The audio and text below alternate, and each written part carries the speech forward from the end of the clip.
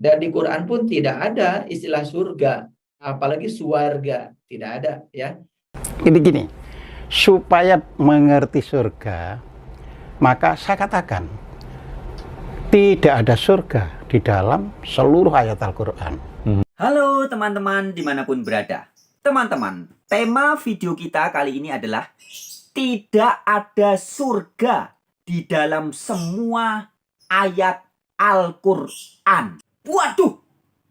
Hayo! Panik nggak? Panik nggak? Panik nggak? Paniklah! Masa enggak? Halo sobat-sobat semuanya, jumpa lagi di channel Warta Kabar Baik. Selamat pagi buat yang menyimak video ini di pagi hari. Selamat siang, sore, dan malam buat yang menyimak di siang, sore, atau malam hari. Sobat-sobat, video-video di channel Warta Kabar Baik ini hanya dikhususkan bagi jiwa-jiwa atau orang-orang yang berpikiran terbuka ya. Bagi yang tidak berpikiran terbuka, skip aja deh. Oke, terima kasih semuanya. Jangan lupa subscribe, like, komen, dan share ya. Oke teman-teman ya, kita harus tetap kulil haq walau kana muron. Kulil haq walau kana muron. Artinya, nyatakanlah atau katakanlah kebenaran walaupun pahit. Oke teman-teman, sebelum kita lanjut ya membahas tentang kebenaran yang ternyata bisa dirasa pahit bagi sebagian orang yang masih kaget-kaget ya. Sebelumnya seperti biasa kita ucapkan Assalamualaikum bagi Anda yang berbahasa Arab. Shalom Aleichem bagi yang berbahasa Ibrani ya. Bagi Anda warga Nusantara tercinta, Sampurasun, Rahayu, Sagung Dumadi.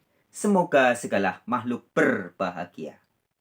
Om Swastiastu, Namo Buddhaya, salam sejahtera, salam kebajikan. Teman-teman, di video beberapa bulan yang lalu ya, salah satunya video yang ini, sudah saya ungkapkan dengan sangat tegas dan jelas bahwa tidak ada syarat untuk jadi Islam harus baca 2 kalimat syahadat itu tertulis di Al-Quran. Itu tidak ada. Ada yang berkata kepada saya, Mas, syarat jadi Islam itu tidak cukup hidup berpasrah diri atau berserah diri saja. Sebab syarat jadi Islam itu yang pertama adalah harus baca 2 kalimat syahadat. Lalu saya tanya, mana ada ayatnya di Al-Quran yang mengatakan bahwa orang kalau mau berpasrah diri, mau berserah diri, atau mau berislam, harus syaratnya baca 2 kalimat syahadat. Mana ayatnya di Al-Quran? Nggak ada. Lalu orang itu mencoba berdalih dengan mengatakan, iya sih kalau di Al-Quran memang tidak ada tertulis. Tapi itu ada di hadis loh. Apa? Di hadis? Mas bro, kalau menurut hadis ya, bukan 2 kalimat syahadat, tapi 4 kalimat. Hadis Sahih Bukhari, hadis Sahih Muslim, hadis Nawawi mengatakan syarat orang bisa selamat adalah pertama, percaya tidak ada ilah selain Allah, Muhammad utusan Allah, Isa utusan Allah, firman dari Allah, dan Rohullah. Dan yang keempat, percaya surga neraka. Itu kalau di hadis.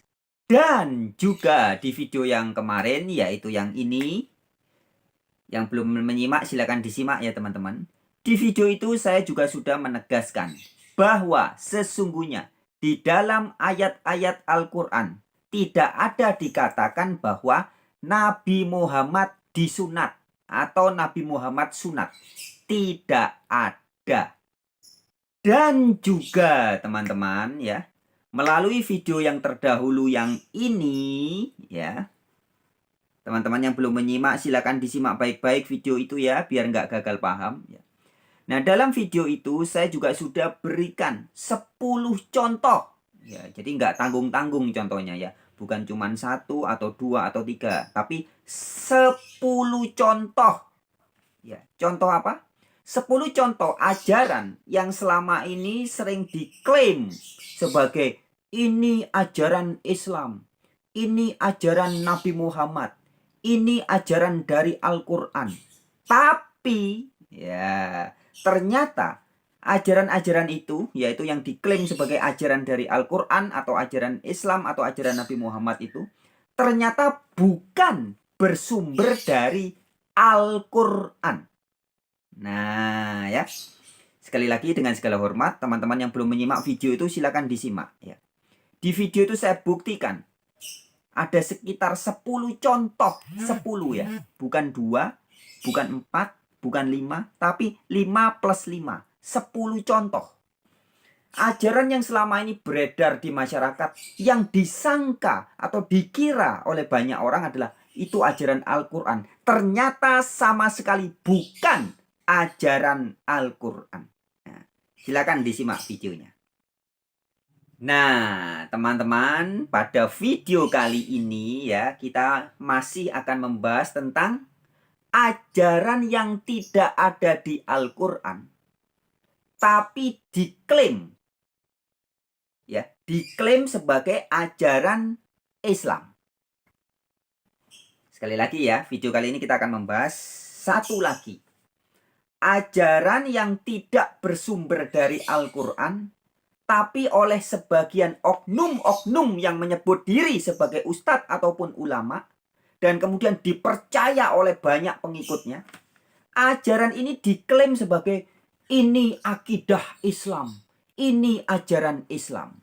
Nah, kali ini kita akan bahas bahwa ajaran ini sama sekali bukan ajaran dari Al-Quran.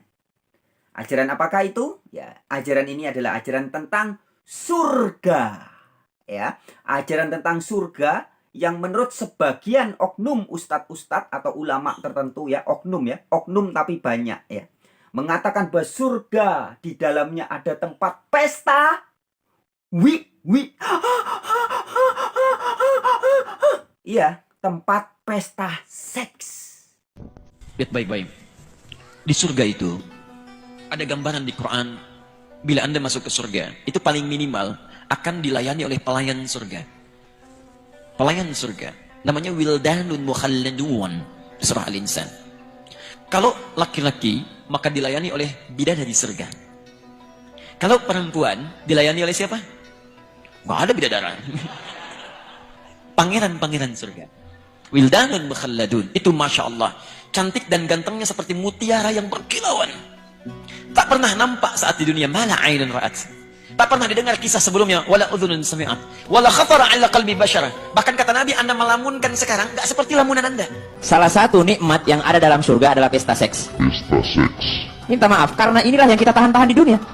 Inilah yang kita tahan-tahan di dunia. Dan kenikmatan terbesar yang diberikan Allah Subhanahu wa ta'ala di surga adalah pesta seks. Adalah pesta seks. Adalah pesta seks. Adalah pesta seks. Teman-teman, sebelum kita lanjutkan perbincangan yang sangat penting dan cukup menarik ini ya, saya mengajak teman-teman untuk juga menyimak dengan teliti ya, cuplikan video ceramah dari 2 orang ustadz ya. 2 orang ustadz ini menyatakan dengan tegas, sekali lagi ya, 2 orang ustadz ini menyatakan dengan tegas bahwa di dalam ayat-ayat Al-Quran tidak ada sama sekali ajaran tentang surga. Ya. Di dalam ayat Al-Quran tidak ada sama sekali ajaran tentang surga. Nah, pernyataan itu disampaikan oleh banyak orang sebenarnya. Tapi 2 diantaranya adalah Ustadz Saiful Karim dan juga Ustadz Ahmad Qosim. Langsung aja ya. Simak cuplikan videonya berikut ini. Pernyataan yang tegas dari Ustadz Saiful Karim, ya, Kiai Saiful Karim, dan juga dari Ustadz Ahmad Qosim, menyatakan dengan tegas bahwa di dalam seluruh ayat Al-Quran tidak ada surga.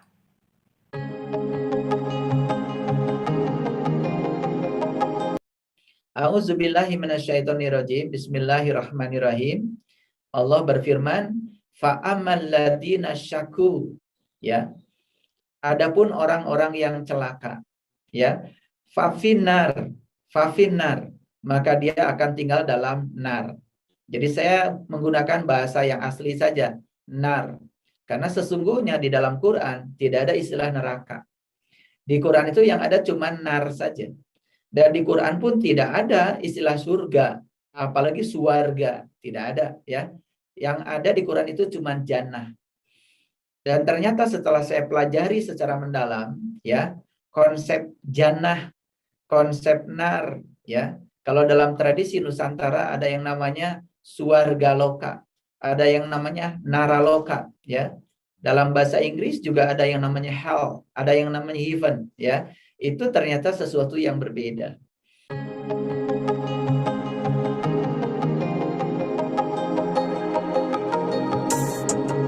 Seperti itu. Gimana perspektifnya Pak Kojim tentang surga itu? Iya, gini. Malam ini saya akan menyampaikan apa yang sebenarnya disebut surga itu, ya kan?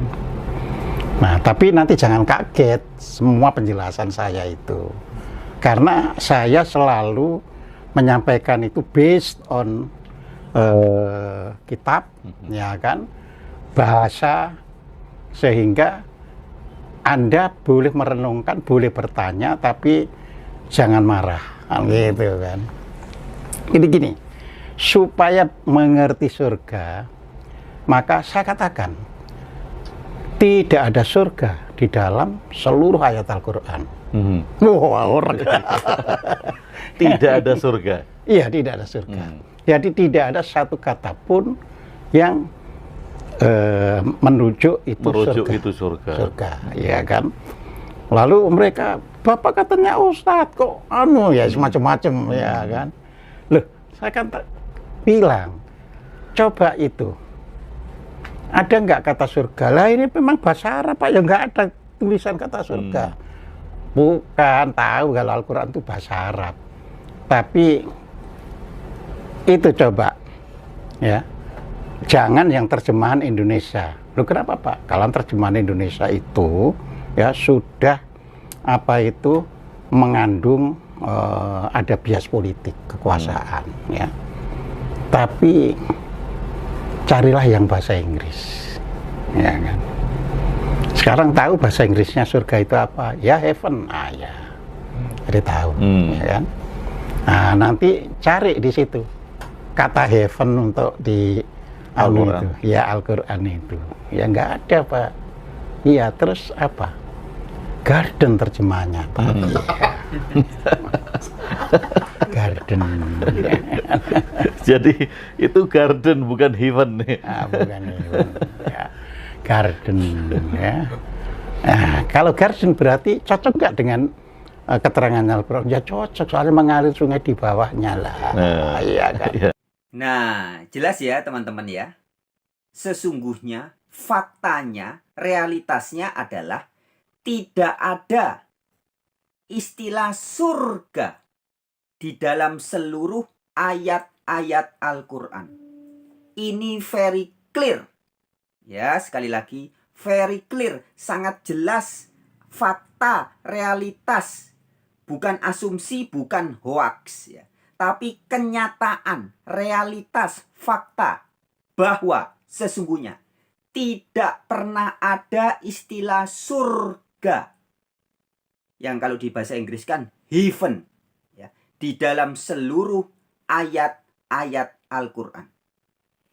Adanya dalam bahasa Arab diterjemahkan ke bahasa Indonesia sebagai kebun atau taman. Itu yang benar. Ya. Karena bahasa Arabnya adalah janah. Ya, bahasa Arab janah. Bahasa Inggris garden. Bukan heaven. Ya. Nah, jadi dengan segala hormat kita juga memberikan kritik ini kepada bapak-bapak atau ibu-ibu, para penerjemah Al-Quran yang dari bahasa Arab diterjemahkan ke bahasa Indonesia. Ketika kata janah diterjemahkan sebagai surga, itu kurang tepat atau bisa dibilang tidak tepat, ya. Karena surga bahasa Inggrisnya heaven, sedangkan jannah bahasa Inggrisnya garden, beda, ya. Jadi lebih tepat sebenarnya bukan surga kalau diterjemahkan ke bahasa Indonesia, harusnya taman atau kebun. Dan itu sesuai teman-teman, sebagaimana disampaikan oleh Ustadz Ahmad Kojim tadi, ya. Sering juga dalam berbagai kesempatan terdahulu saya sampaikan. Kalau Anda melihat penggambaran yang disebut sebagai jannah atau kebun atau taman di dalam Al-Quran itu digambarkan ada sungai-sungai yang jernih, airnya mengalir, ada pohon-pohon, ada buah-buahan. Kemudian juga dikatakan ada hur.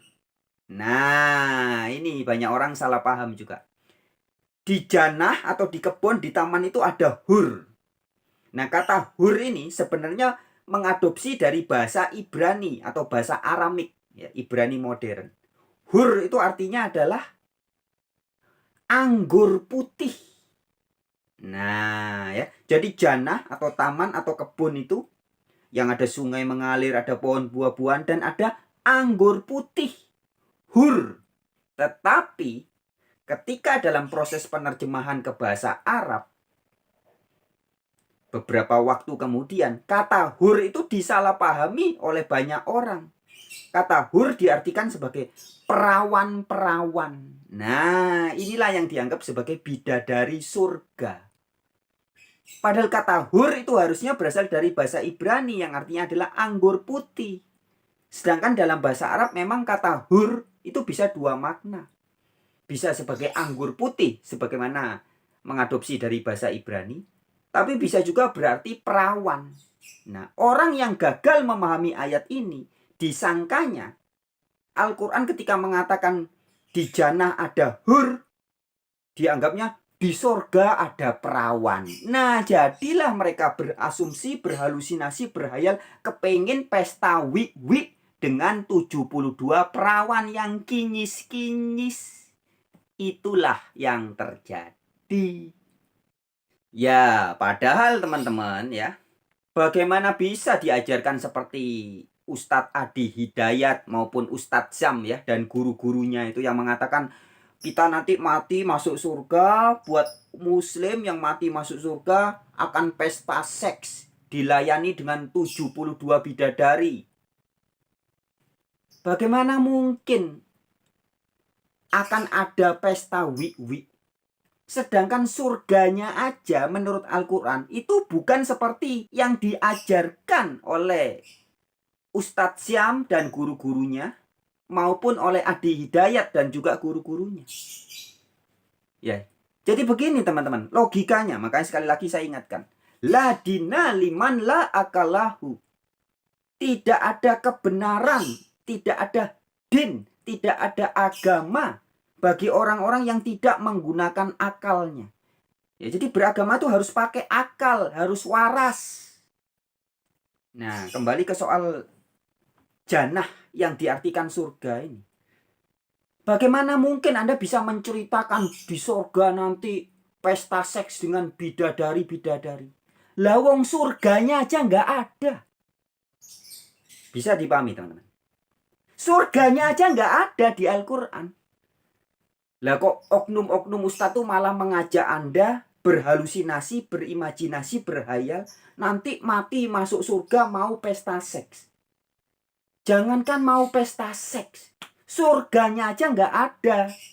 Menurut Al-Quran itu bukan surga, tapi taman, kebun, jannah. Ya, bukan heaven, tapi garden. Lalu sebagai tambahan informasi ya teman-teman ya, terkait tentang jannah yang memang maknanya adalah taman atau kebun ini ya. Bukan surga, bukan heaven ya, tapi taman atau kebun. Ini juga ada hubungannya dengan istilah Firdaus ya. Firdaus ini menjadi bahasa Arab. Jannah digambarkan sebagai Firdaus, artinya taman Firdaus. Nah, ini sebenarnya nyambung teman-teman. Kalau kita memahami kata jannah yang ada di Al-Quran memang harus diartikan sebagai taman atau kebun. Mengapa? Ya karena juga disebutnya Firdaus. Nah, Firdaus ini bahasa Arab yang juga bisa berasal dari bahasa Ibrani sebenarnya. Arab dan Ibrani itu satu rumpun ya. Jadi ini Firdaus dari bahasa Ibrani, Hebrew ya, Ibrani, yang kemudian juga dipakai di dalam bahasa Arab. Firdaus, yang artinya taman. Nah, tahukah Anda bahwa kata Firdaus ini sebenarnya berasal dari bahasa Persia, Paradise. Ya. Jadi bahasa Persia Paradise ke bahasa Ibrani dan juga bahasa Arab menjadi Firdaus. Nah, inilah bahasa Persia ini yang jauh lebih dulu ada daripada bahasa Arab ya. Jadi ini istilah ini di dalam bahasa Persia Paradise ini lebih dulu ada daripada bahasa Arab. Nah, dari bahasa Persia Paradise ini yang berarti taman atau kebun, inilah yang kemudian ke dalam bahasa Belanda menjadi paradis, ke bahasa Itali menjadi paradiso, ya, ke bahasa Latin menjadi paradisus, ke bahasa Inggris menjadi apa? Paradise. Ya, ini bahasa Inggris. Ya, dan banyak bahasa-bahasa lainnya ya. Ke bahasa Yunani menjadi paradeisos. Ya. Bahasa Jerman paradis. Sama. Ini dari bahasa Persia ini. Paradise. Nah, tahukah Anda bahwa bahasa Persia paradise ini awalnya dari bahasa Sanskerta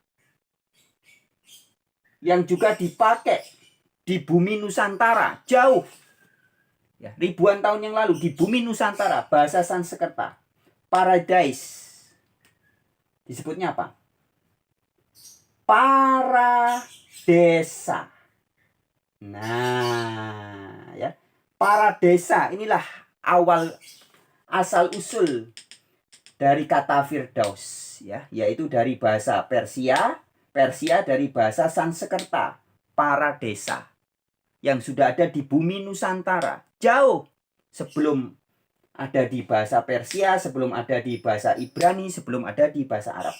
Paradesa di bumi Nusantara itu artinya adalah taman yang indah, taman yang sangat indah, yang sangat terawat ya, taman yang sangat indah pokoknya ya, disebutnya paradesa. Nah, jadi istilah Firdaus bahasa Arab ini sebenarnya mengadopsi dari bumi Nusantara jauh sebelum Nabi Muhammad lahir. Sudah ada istilah paradesa di bumi Nusantara yang kemudian diadopsi ke bahasa Persia menjadi paradise, ke bahasa Inggris jadi paradise, ke bahasa Belanda juga, ke bahasa Itali, ke bahasa Latin dan seterusnya ya. Dan di bahasa Ibrani dan bahasa Arab menjadi Firdaus. Taman Firdaus. Begitu.